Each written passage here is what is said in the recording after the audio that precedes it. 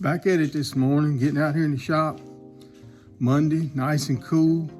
And looking at my shop, it's a disaster. Spent the whole weekend building a new hog trap. We've got a hog problem where we hunt, and we're gonna try to catch several of them. Hunting them is kind of tough right now because they're not daytiming on us, and we can't hunt them at night right now, not until after season's over around the 30th. But my shop's a disaster working on this hog trap. But I'm gonna get in here, start working on these folders I started in the last couple episodes, and take up where we left off. Let's get to it. All right, with those chores out of the way, these are the folder blades that I've been working on the last series or the last episode. I've got the pivot and start and stop on the track, or the stop pin track, drilled. And these are 2 twist Damascus, 1 feather, and 1 stainless blade. Now what I want to do is go profile them to shape and get going here. Now I've got most of my material. Now I've got most of my material in, except for one. There's always one, takes 2 weeks to get here from pretty much same states the rest of them come from. I don't get it, but I can still move forward. And I want to show you something here. This is for one of the knives. And if the customer who is buying this particular knife is watching this is what your mammoth looks like. It's kind of hard to tell here, I'm sure, but this is what $185 looks like delivered. It's way bigger than I need, longer. But the reason I got it long is because if I get short pieces that just fit the frame, they tend to be way too thick, and by the time I take them down, they get too narrow. With this one, I got a lot of room to take it down and get it good and thin like I want it. And I'll cut the excess off and use them for bolster material on another blade. They'll look great. But some pretty stuff. And when buyers say, or potential, a lot of just tire kickers, they'll say, you give them a price on your knife, on a custom knife. They want this and that and mammoth and Damascus, and this is $185 delivered, and they want to give you $200 for a knife. Even some collectors say, why you guys charge so much? I've went over this before. I'm not even going into it, but most of this is common sense for the reasons for that. If you're making pattern welded steel and it's supply and demand, the whole 9 yards, and cost of material, just the handle material alone. I'm not going to give that away. I can't exclude that from the price, and I'm sure not going to exclude the rest of the work. So yes, it's costly, but you pay for what you get. All right, let's go get these profiled, and I'm going to get the stop pin tracks cut after that and heat treat them. All right, I'm going to start profiling with a 4-inch wheel, and I put a rest on here that is shaped to fit my wheel. Now, you probably notice all these attachments are all that attachments I've made. Back when I bought these grinders, you could get a flat rest, and it wasn't that great, and the platen not too good either. But you just have to learn how to do stuff like that. I mean, I make stuff all the time for these grinders, depending on what I need, jigs, rests, you name it. And you just have to be versatile. Modern grinders, you can buy all of this stuff, but not all of it. You can buy most of it though. I come here and I square this rest up with that wheel because I'm gonna be profiling to the final shape, and I want it square.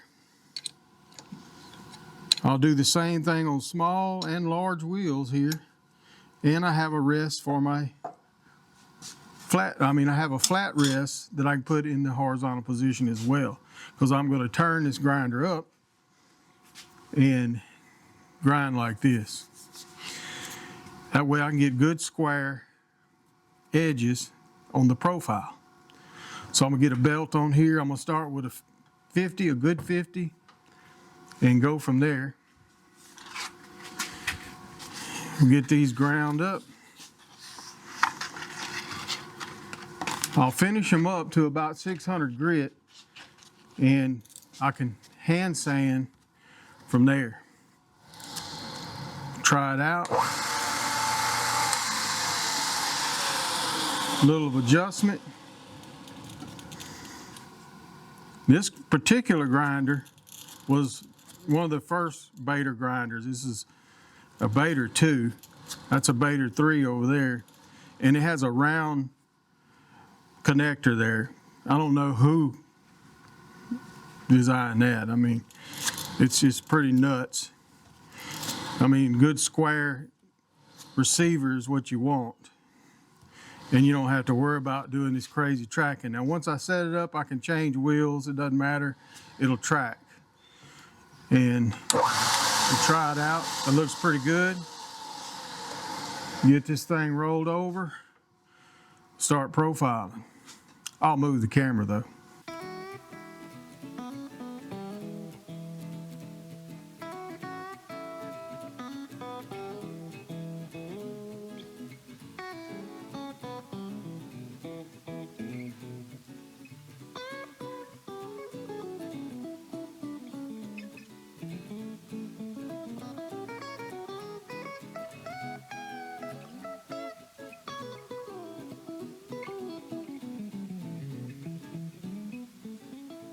All right, I got the edges, top, all the way around to about right here, cleaned up to 600 grit. And they're down to pretty much my final finish there. And I just got it profiled here roughly. I don't need it to be finished. Now I'm gonna come in here and finish these areas up to 600. And I gotta change out wheels to do that. So I'm gonna set it up. But while I'm doing that, I was thinking about something a few minutes ago. It's been on my mind a couple days now. I met a friend, an old friend, hadn't seen in many years. Was at a hardware store and ran into him. Didn't recognize him at first. And I figured out who it was, turned around, went back in, and got to talk to him. And you think about things that happened in the past and how we let pride and things like that get in the way of our lives and just mess things up. And you think, for what? It's a lot of things happen in your life we don't understand. And when you're young and not very bright and doing things, a lot of things you probably shouldn't be doing, involved in. I think back and I said, man, what a waste of years. And it was just good. It done my heart good to see him again. Something's been on my mind a few days now.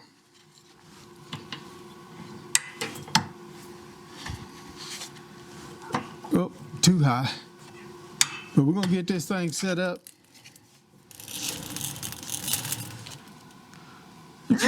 Excuse me. Whoa. Get this thing set up, and I'm going to get these insides clean. Here again, running this round spine receiver here is I don't know who come up with this, but it's what I have.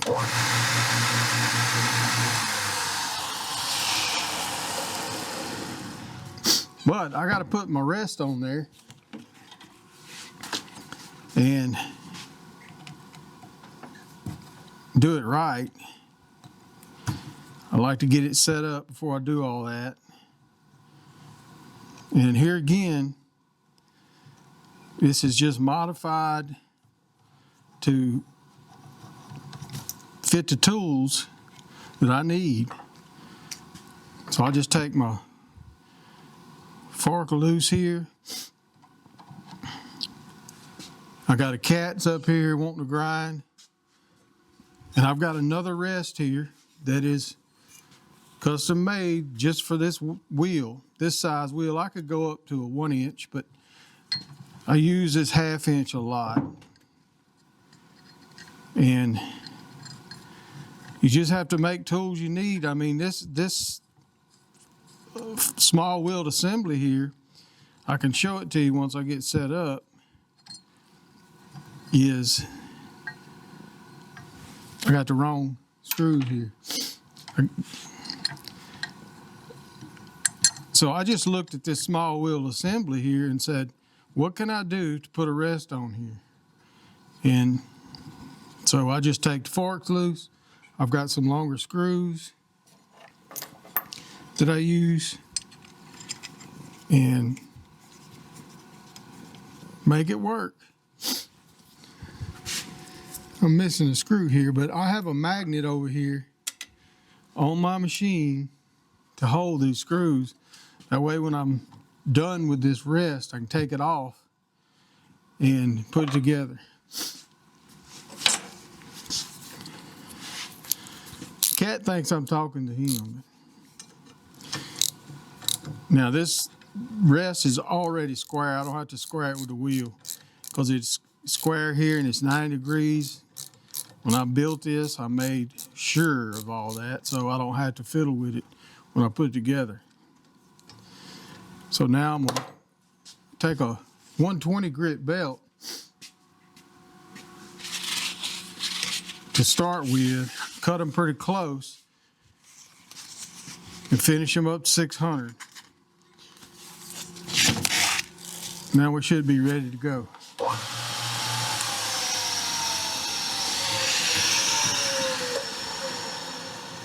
So I'm gonna get right in here and right in there.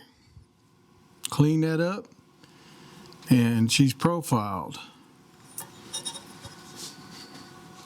I gotta get the cat down.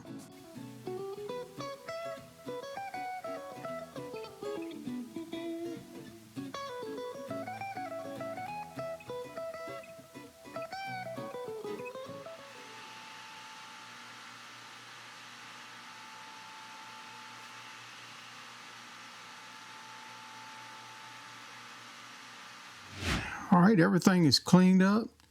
Now I'm going to take these templates off here. I don't need them anymore. Everything that needs to be cut is cut, cleaned up. I've got all my holes drilled there. And like I said in the last video, I undersized this pivot hole because when I heat treat it, I'm gonna come back and ream it to final size.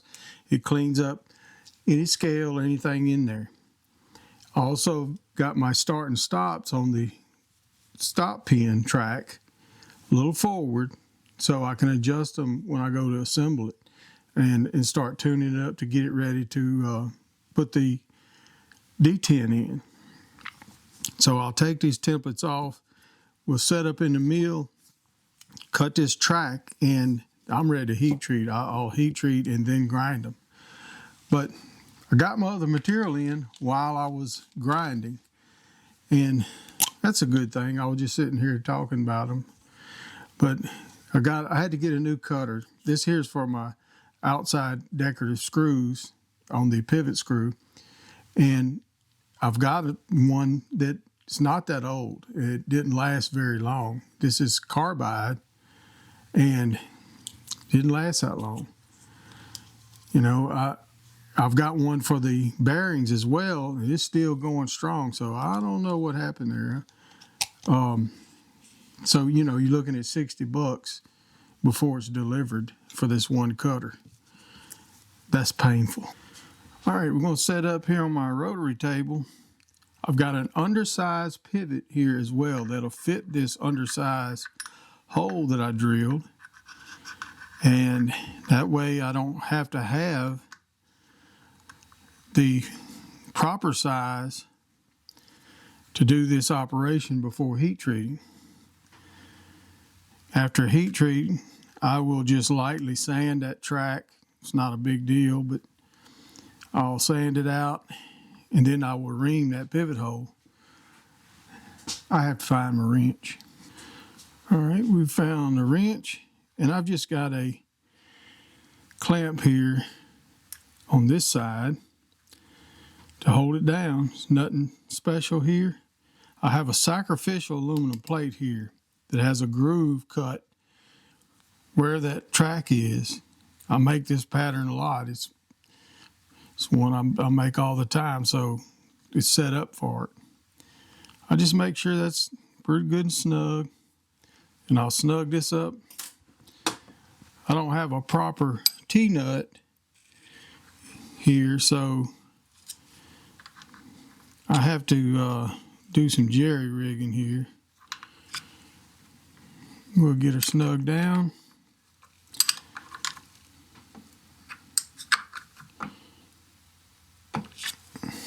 Get her moved over in place. I've already got my 9/64 mill there. It's going to be a 1/8 stop pin, but I want a larger mill for the track so the stop pin has clearance on each side. And I'm going to have to adjust the height on my mill. So I've made sure that my mill will drop down into that hole cleanly. And then I lock the head down. And I got it set up for fine feed, but I want to check it. I'll come all the way around, make sure that it's going to come out and center this other hole.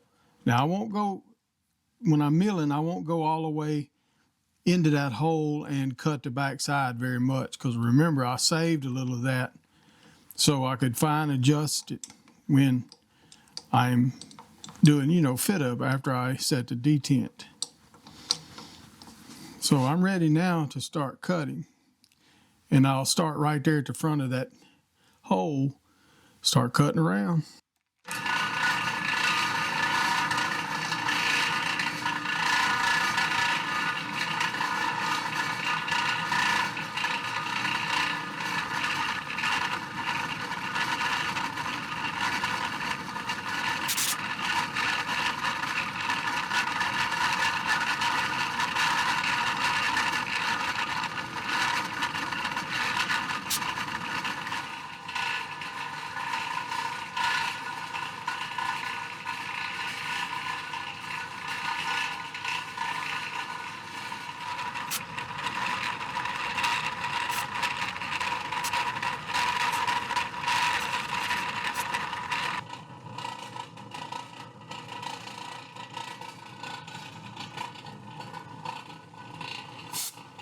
All right, with all the tracks done, come out real nice, and they're ready to heat treat. But what I like to do before I put them in the oven is come up here and finish the flats up to pretty much my final finish. And I do that on a lap plate. I use some of that bull snot to glue down a piece of sandpaper. I start with 400, and I'll get these up to 600 grit. That way, after heat treating, it's a whole lot easier to clean that up. I don't have to try to get out any, bad scratches. I left these at like 220 grit from the surface grinder. So they're already flat. And I'm not using a machinist surface plate here. This is just a piece of granite tile. You don't need anything fancy, but if you got a surface plate, use it. But I use this on fixed blades as well to crisp up my grind lines. It's an old trick that old timers taught me, and you really clean up and make those grind lines punch. So what I do is I take a little Windex, and it helps keep that paper kind of keep it from clogging, because it'll clog quick, and just get it in there. It's kind of messy, but it works. And then I just take it, lay it on there flat, and I kind of go at an angle, and I'm gonna get those scratches out, any of them that's left in there previously, those 220 grips. And what I want to do is I want to have a final finish when I start building out handles and back spacers. That way I'm accurate. I'm very accurate. I don't have to, after the fact, finish the blade and have a couple thousandths difference there.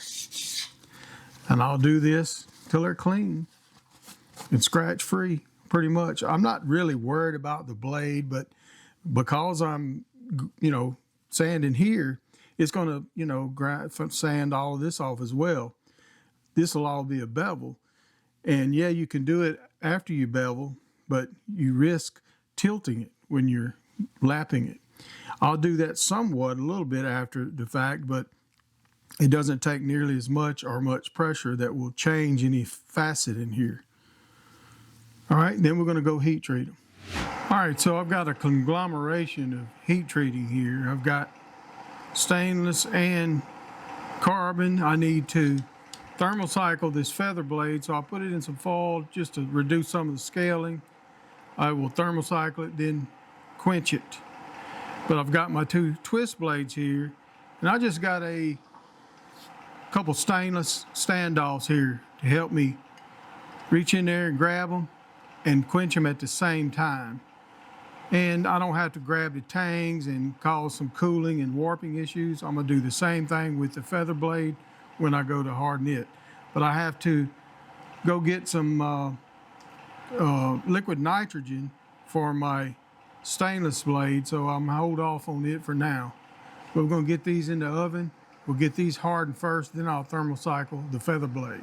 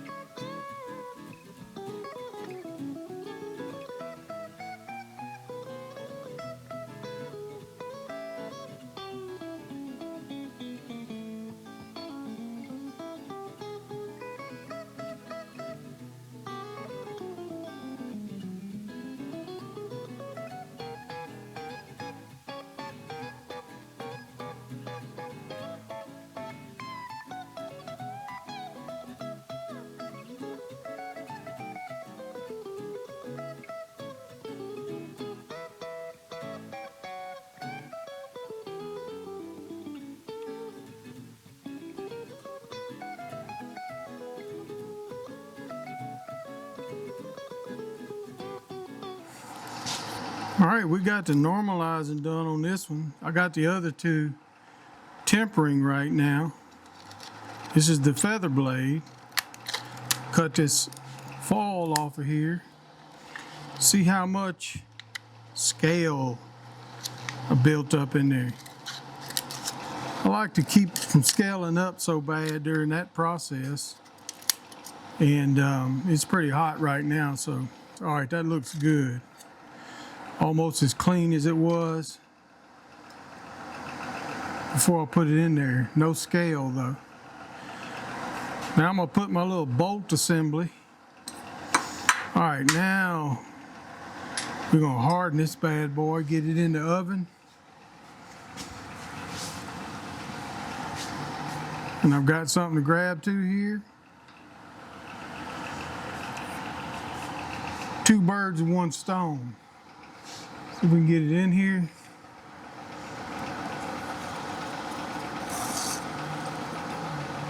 Nice.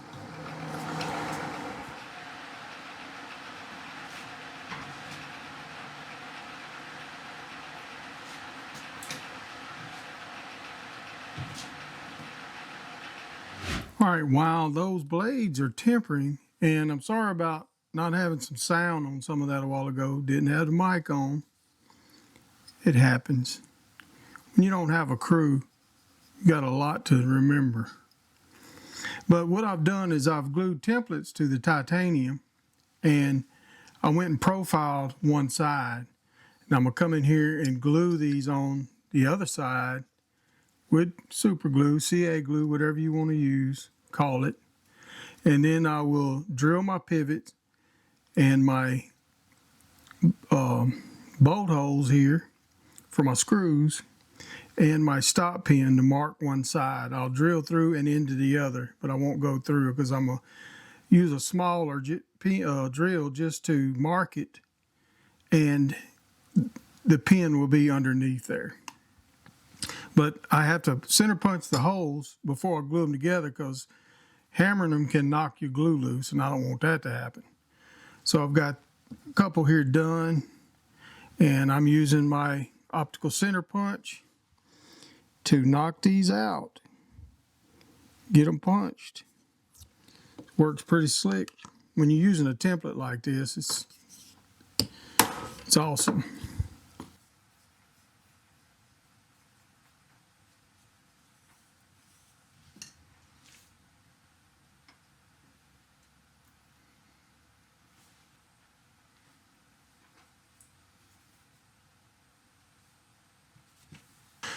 All right, now I'm going to go ahead and just spot drill these holes. Now I have to be careful because I almost made a boo-boo here. It is kind of a boo-boo, but it's not going to be a problem. I forgot which side I was working on here.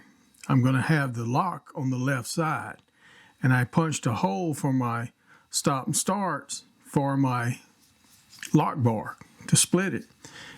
And it's just little punch marks, and these will come out when I start contouring it. But if I hadn't caught that, I'd have drilled a hole, and you'd have had a sighted hole on the show side. And the show side, would have been messed up there. So what I'm going to do, though, is I'm not going to touch those. I'm going to come here and just spot drill them so I have good center drill when I go through with my pivot, 3/16 pivot, which is actually a 0.185, and then I ream the 3/16. But I'll drill these, then take them and finish profiling the other side. And this one thing I want to mention here is I've got my press here, my mill, where I can drill with it. And I've got the bit set to where when I change my 3/16 over to my 0.185, that I don't have to move this head. And because it is a problem with a round column mill. If you want to call this a mill, I call it a glorified drill press. It's not like the mills I worked with when I left high school and worked a machine shop. But the problem with it is it can move. When you loosen that head, it can move. With a knee mill, all you got to do is raise it up and down. It's dead on because it's a square. It's in a dovetail track, just like this table is here, this cross slide. And there's none of this stuff going on. It is something to consider when you go to buy a mill, and for your shop, is if it's a round column mill, this is what you got to deal with. Now I work with it. It's not a problem, but it can slow you down and cause problems if you're not careful. Square column's the way to go. They got some nice square column ones out there. I'm not going to mention them. They don't sponsor me. But anyway, if you'd like to know, I'll let you know. Just message me. I can give you a good reference for a good shop knife making mill. Now, I just got it sitting up here on my 321 blocks. I got them flat, and I'm just going to knock these pivots in.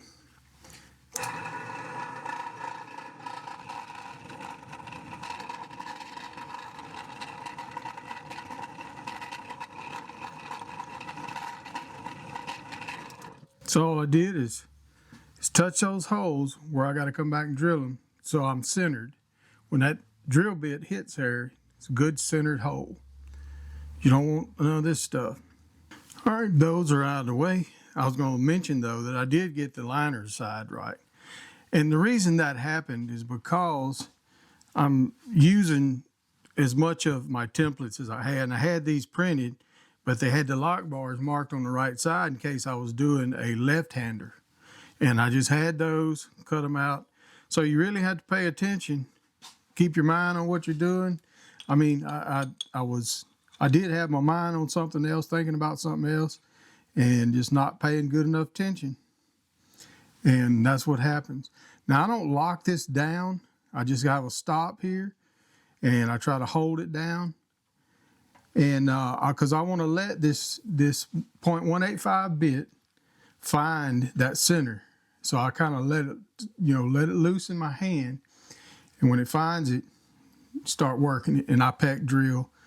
And that keeps your chips clear and makes a good straight hole. So let's see if we can get this one drilled.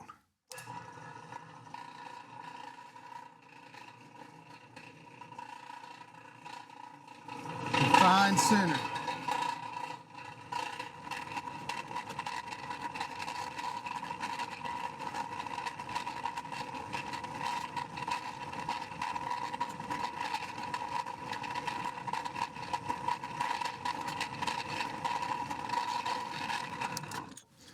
Now, I could punch right through that if I wanted to, but I take my time and try not to get hung up or anything like that, because I don't want to wallow this hole. It'll wallow pretty easy in titanium. So all I need to do now is ream it. I still have to drill the stop pin marker here, but I have a burr here. I'm going to take it to my lap plate and just knock that off. All right, the burr is gone. Don't want anything causing this stuff to cant on you any kind of way. Mess up your hole quick. We're gonna get it in here and get it reamed. Now I do the same thing. I let it find center.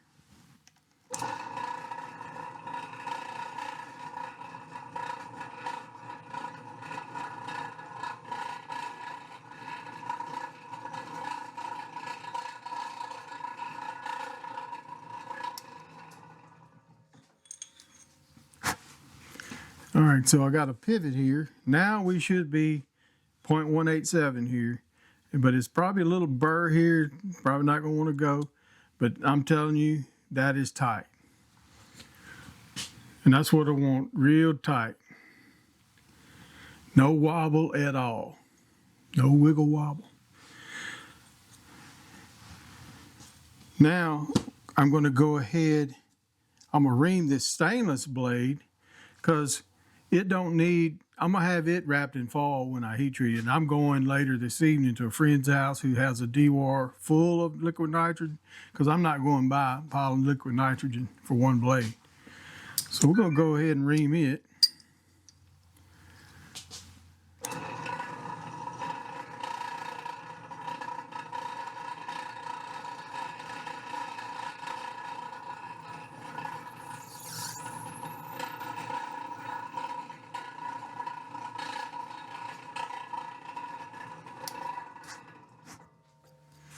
All right, so find my pivot here.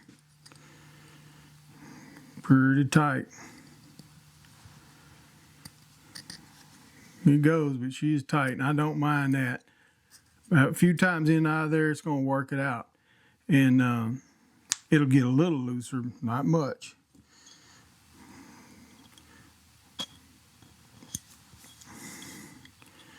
Just stick it here on this frame, take a look.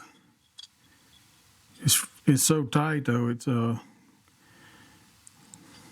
get any kind of little burr from milling and all. I'm gonna have to still bring it to lap plate, but you know, without any screw or anything, there's no movement, there's no wiggle there, and that's what I want. Real good and tight. There's no cant to it. Like it, but I still have to get this one heat treated. All right, so that's where we're at. Got a lot of work left to do on those, but we're gonna have to end it here. This video is already running 3 miles long. I hope you got something out of it. If you got any questions, please leave them down below. I want to thank you for watching. Thank you to my patrons, and we're going to see you on the next one.